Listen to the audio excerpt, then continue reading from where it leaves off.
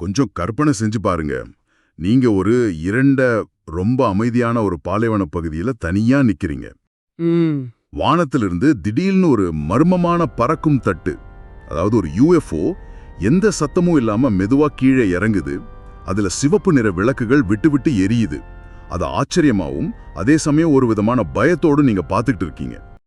மனிதர்களை கடவுள் உருவாக்கவில்லை, வேற்றுக்கிரக வாசிகள் தான், அதாவது ஏலியன்ஸ் தான் அவங்களோட லேப்ல நம்மள அறிவியல் முறையில உருவாக்குனாங்க அப்படின்னு அவர் சொன்னாரு. இதை யாராவது உங்ககிட்ட வந்து சொன்னா அவங்களால நம்ப முடியுமா? ஆனா இந்த அதிர்ச்சியான ஒரு நம்பிக்கையை மையமா வச்சு உருவான ஒரு உலகளாவிய அமைப்பு தான் ரெய்லியன் மூவ்மெண்ட். இந்த மூவ்மெண்ட் பத்தி தான் நம்மளோட இந்த ஆழமான அலசல்ல ரொம்ப டீப்பா பார்க்க போறோம். ஒமினிகா, தி கார்டியன் போன்ற தளங்கள்ல வந்த செய்தி கட்டுரைகள், அப்புறம் இந்த மதத்தோட சொந்த நூல்கள், இது எல்லாத்தையும் வச்சு தான் இந்த தேடலை நாம தொடங்க போறோம். இந்த விசித்திரமான யுஎஃப்ஓ மதத்தோட பின்னணி என்ன?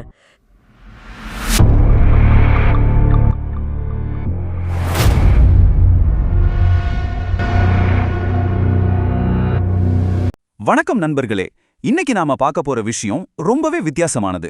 அறிவியல், வேற்று கிரக வாசிகளோட விண்கலங்கள், அப்புறம் நவீன மதம், இது மூணும் சந்திக்கிற ஒரு வித்தியாசமான கதையை தான் இன்னைக்கு நாம விரிவாக ஆய்வு செய்ய போறோம். இது கண்டிப்பா உங்களை ரொம்பவே சிந்திக்க வைக்கும். வாங்க நேரடியா விஷயத்துக்குள்ள போயிடலாம்.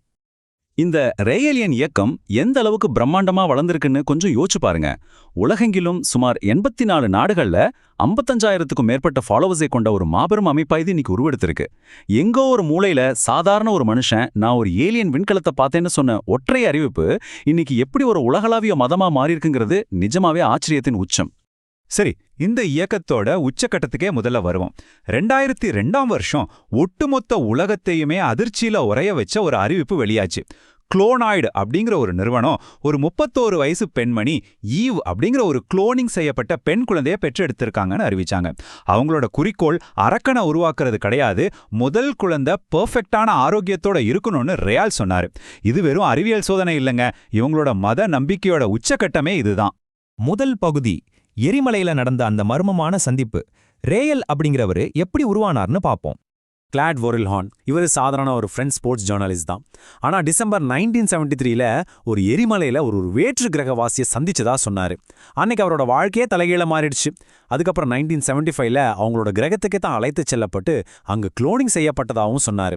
கடைசியா 1976ல அவரோட 50 ஃபாலோவர்ஸ் முன்னாடியே வானத்திலேருந்து பஞ்சு மாதிரி ஏதோ கொட்டின ஏஞ்சல் ஹேர் நிகழ்வோட இது அடுத்த கட்டத்துக்கு போச்சு.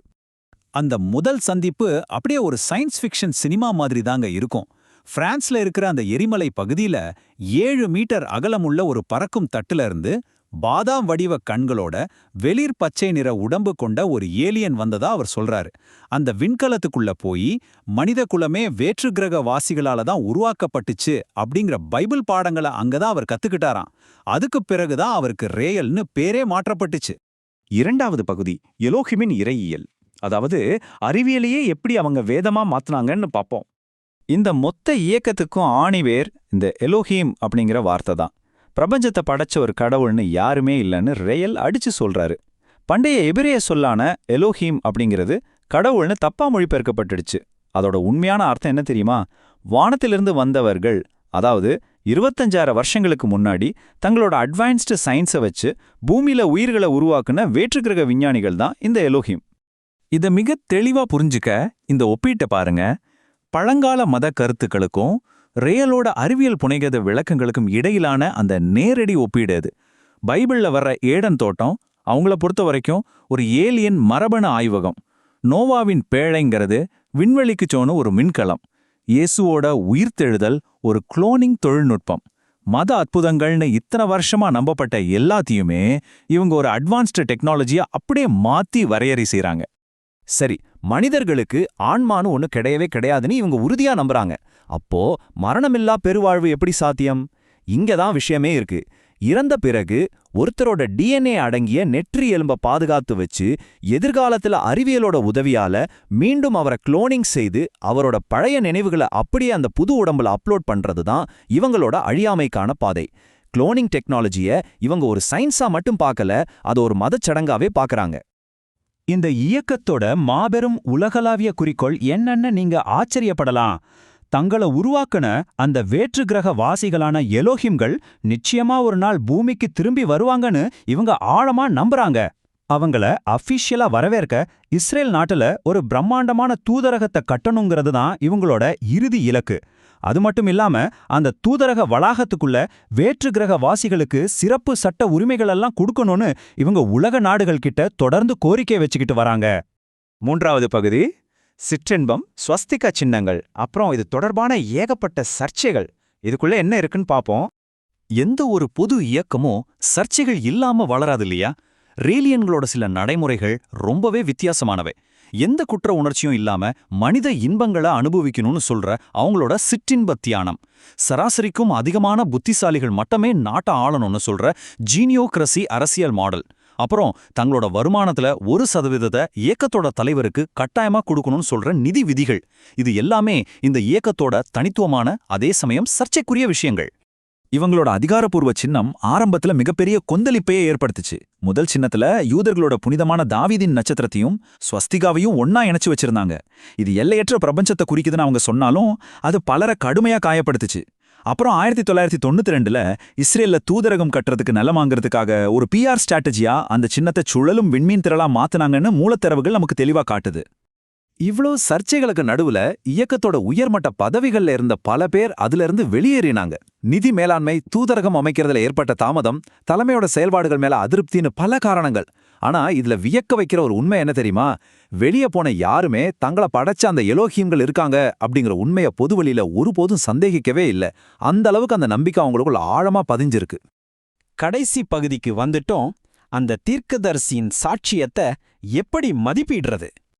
இப்போ இதுல ரொம்ப சுவாரஸ்யமான விஷயம் என்னன்னா, ரேயல் அப்படிங்கிற ஒற்றை மனிதர் மேல இருக்கிற முற்றிலும் முரண்பாடான பார்வைகள் தான். அவரை பின்பற்றுபவர்கள் அவரை பிரபஞ்சத்தோட கடைசி தீர்க்கதரிசியா முழுமையா நம்பி கொண்டாடுறாங்க. ஆனா அதே சமயம் அவரோட நெருங்கிய நண்பர்களும் முன்னாள் மனைவியும் இதை என்ன சொல்றாங்க தெரியுமா? இது பப்ல உட்கார்ந்து சரக்கடிக்கும் போது உருவாக்குன வெறும் புத்திசாலித்தனமான கட்டுக்கதைனும் மக்களால் வழிபடப்படணும் அப்படிங்கிற அவரோட சுய ஆசையோட வெளிப்பாடணும் சொல்றாங்க. இது அத்தனைக்கும் ரயால் தன்னோட தரப்புல வைக்கிற வாதம் ரொம்பவே ட்ரிக்கியானது. இது உண்மையாக இல்லாவிட்டாலும் இந்த கனவை உருவாக்க நீங்கள் என்னுடன் இருப்பீர்களா? நன்று. அப்படியானால் இது உண்மையா இல்லையா என்பது முக்கியமல்ல அப்படின்னு அவர் சொல்றாரு. ஏலியன்ஸ் பத்தின விஷயங்கள் உண்மையா இல்லையாங்கிறத விட மக்கள் ஒரு பகிரப்பட்ட கனவுக்காகவும் அந்த கனவு கொடுக்கிற நம்பிக்கைக்காகவும் எப்படி ஒன்னா இணைகிறாங்க அப்படிங்கிற அந்த வசீகரத்தை தான் இது முன்னிலைப்படுத்துது. இது ஆராய்ச்சியாளர்களுக்கும் சமூகவியலாளர்களுக்கும் ஒரு மிகப்பெரிய சவாலா இருக்கு. இது மாதிரியான விசித்திரமான குழுக்களோட சமூக அமைப்பை மட்டும் ஆராயறதுக்காக ஏலியன்ஸ் பத்தின அவங்களோட ஆன்மீக கூற்றுகளை ஒதுக்கி வச்சிரணுமா? அல்லது ஒரு தனி மனிதனோட இவ்ளோ பெரிய அசாதாரண அனுபவத்தை அது ஏற்படுத்துற அந்த அடிப்படை இருப்பு குறித்த அதிர்ச்சியை, அதாவது அந்த ஆன்டோலாஜிக்கல் ஷாக்கை நேருக்கு நேர் சந்திக்கணுமா? இது கல்வியாளர்கள் மத்தியில இன்னைக்கும் தொடர்ற ஒரு பெரிய விவாதம். இந்த முழு பயணத்தையும் பார்த்த பிறகு உங்களை சிந்திக்க வைக்கிற ஒரு மாபெரும் கேள்வியோட இந்த விளக்கத்தை நான் முடிக்கிறேன். ஒரு UFOவை பார்த்த அனுபவம், ஒரு புத்திசாலித்தனமான கட்டுக்கதை, அப்புறம் பல்லாயிரக்கணக்கான மக்கள் உசிரா நம்புற ஒரு நவீன மதம், இந்த மூணுக்கும் இடையேயான அந்த மெல்லிய கோடு சரியா எங்க வரையப்படுது?